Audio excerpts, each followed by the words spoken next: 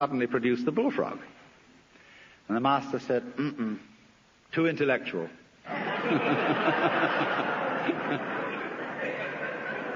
In other words, this answer is too contrived.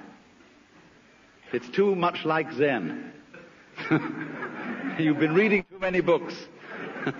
It's not the genuine thing. And so the method of teaching used by these great Eastern teachers is to make fools persist in their folly. But very rigorously and very consistently and very hard.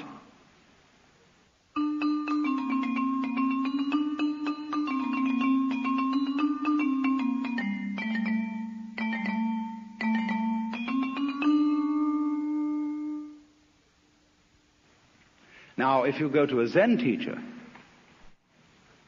he'll say, well, I have nothing to teach. There is no problem. Everything's perfectly clear. And you think that one over. And you say, he's probably being cagey.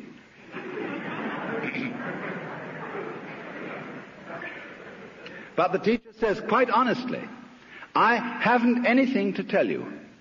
I don't teach anything. I have no doctrine. As I said to you in the beginning of this talk, I have nothing whatsoever to sell you. So the student thinks, my, this is very deep, because this nothing that he's talking about, this nothing that he teaches, is what they call in Buddhism shunyata, and it's supposed to be the ultimate reality. But as you know, if you know anything about these doctrines, this doesn't mean real nothingness. Not kind of just nothing there at all, not just blank, but it means no thingness. It's the transcendental reality behind all separate and individual things, and that's something very deep and profound. So he knows that when the teacher said, I have nothing to teach, he meant this very esoteric no thing. Well, he might also say then, if you have nothing to teach, what are all these students doing around here? And the teacher says, they are not doing anything. They're just they're just a lot of stupid people who live here. And he knows again, you see, the stupid doesn't mean just straight stupid, but the higher stupidity of being people who are humble and don't have intellectual pride.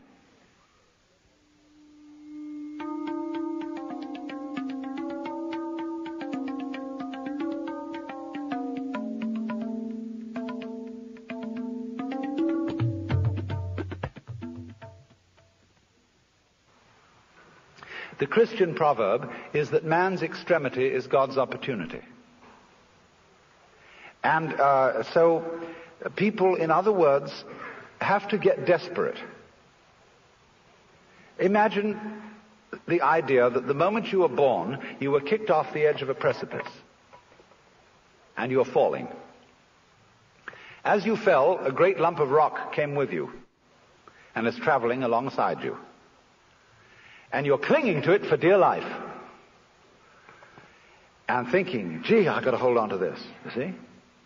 Well, it doesn't do a thing for you. And it's only making you anxious. And it's only when you understand that it doesn't do a thing for you that you let go and relax. So everybody's in this situation. We're all completely insecure. We are all headed straight for death as if we had been condemned by a judge. And yet here we are all clinging on to things. And we have all sorts of alibis for doing this. We say, well, I have responsibilities for my dependents and I've got to cling on. But all you're doing is you're teaching your dependents to cling the same way as you are. And making them miserable by learning to go on surviving compulsively.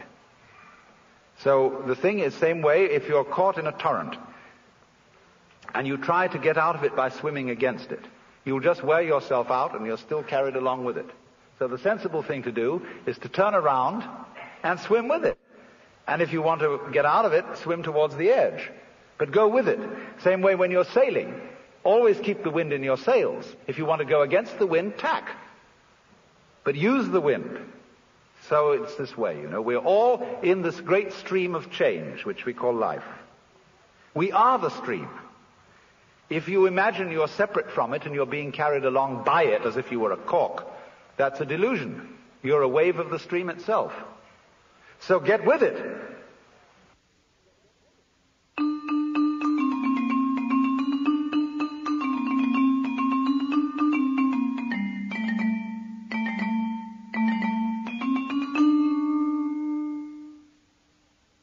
So you perform a discipline by experiment, by reductio ad absurdum of his premises.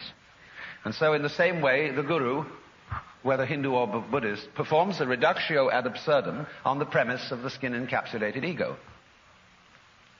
Well, what happens then? You might imagine from garbled accounts of Eastern mysticism that one thereupon disappears forever into an infinite sea of faintly mauve jello.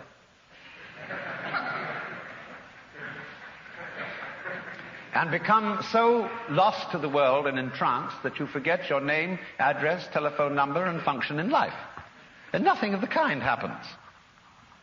The state of mystical illumination, although it may, in its sudden onset, be accompanied by a sensation of tremendous luminescence and transparency, as you get used to it, it's just like everyday life. Here are the things that you formerly thought were separate individuals, and here is you, who you formerly thought was merely confronting these other people. When the great Dr. D.T. Suzuki was asked, what is it like to be enlightened? He said, it's just like ordinary everyday experience, except about 2 inches off the ground. Because what is altered is not the way your senses perceive. What is altered is what you think about it. Your definitions of what you see. Your evaluation of it. So when you don't cling to it, when you have no longer a hostile attitude to the world because you know the world is you, it is. I mean, let's take it from the point of view of biology. If I describe the behavior of a living organism, I cannot possibly describe that behavior without simultaneously describing the behavior of the environment. So that I discover that I don't describe organisms in environments, I describe a unified field of behavior called an organism environment. It's an awkward word. But there it is. The environment doesn't push the organism around. The organism doesn't push the environment around. They are two aspects or poles of the same process.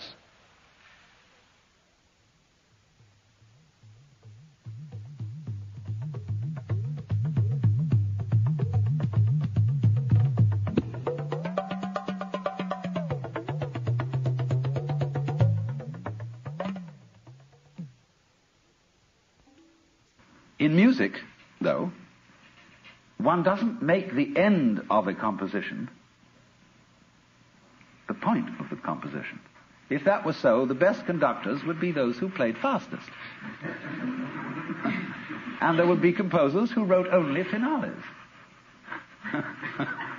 People go to a concert just to hear one crashing chord, because that's the end. Same way in dancing. You don't aim at a particular spot in the room. That's where you should arrive. The whole point of the dancing is the dance. Now, but we don't see that as something brought by our education into our everyday conduct.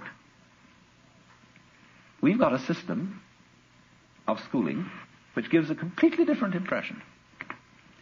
It's all graded.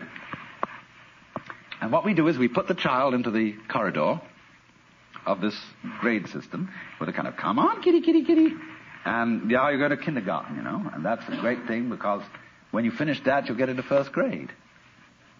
And then, come on, first grade leads to second grade, and so on, and then you get out of grade school, you've got high school, and it's revving up, the thing is coming.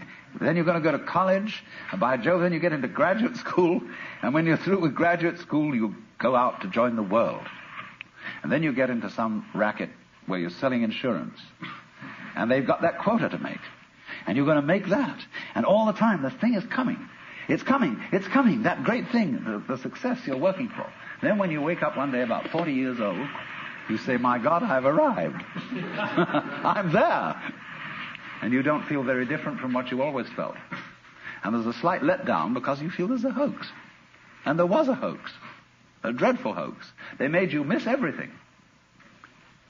We thought of life by analogy with a journey, with a pilgrimage, which had a serious purpose at the end, and the thing was to get to that end, success or whatever it is, or maybe heaven after you're dead.